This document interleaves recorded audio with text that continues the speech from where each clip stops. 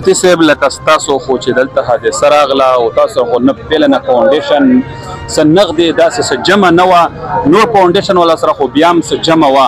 په دغه پیله شروعات کې تاسو شروعات کو نو په زړه م څه تېرېدل بس چې څه مو لیدلي دي هغه مو لیدلي دي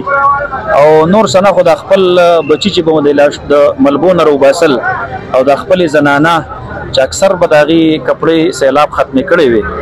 نو بس ملګرو ته به مو ویل چې په کوم ځای کې پوهېږئ چې زنانه ده ټول بل طرف ته مخ کوئ او بیا کو خپل صادر در سره او کو کپړه در سره وه چې هر څه بس هغه پې د پاسه راچوئ خپله مور یې ګڼئ خپله خور یې ګڼئ خپله لور یې ګڼئ ډېر څه مو لیدلي دي او ډېره بېوسي مو هم لیدلې ده الله رب العالمین ته ښکاره ده الحمدلله اوس د هغې ذکر نه کوو اوس چې د خلکو کوم مدد وکړو الله دې ورته بهترینې بدلې ورکړي او مدد خو د آل پاکستان بلکې د ټولې دنیا نه شوی دی د ټولو نه خوشحاله د ټولو نه خوشحاله یو الله دې ټول خلک خوشحاله کړي څومره تنظیمونه راغلي دي څومره رضاکار راغلي دي څومره خلک چې لګیا دی حکومت دی ریاست دی عام مسلمانان دي چې څوک هم راغلي دي او یو روپۍ تعاون هم کړی دی الله دې ورته بهترینې بدلې ورکړي بل مفتي صاحب د پېښور نه موږ راغلي یو د خیبر سره تعلق سره باړې سره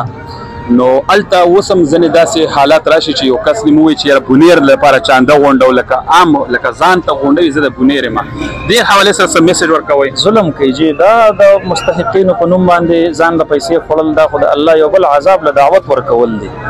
نو دا ظلم کوي هر څوک چې داسې کوي دا زیاتې کوي داسې نه دي کول پکار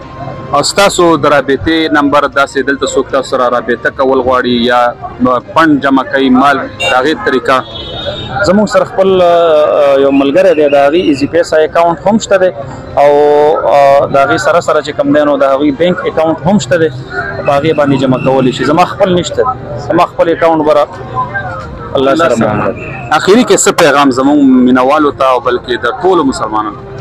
بس دغه دی چې په د غم په دې وخت کې خپل مسلمانان وروڼه خو هېڅ وس مو نه کېږي یو 2 رکعاته نفل کوئ او موږ ته دعا کوئ چې الله رب العالمین دا تکلیف آسان کړي نوالو مفتي صاحب خبرې تاسو واورېدې د مفتي صاحب د سترګو نه تاسو ته به اندازه کېږي چې مفتي صاحب باندې کم غمونه تېر شوي دي کم تکالیف یې لیدلي دي په دغه ټولې خبرې په دغه سترګو کې دي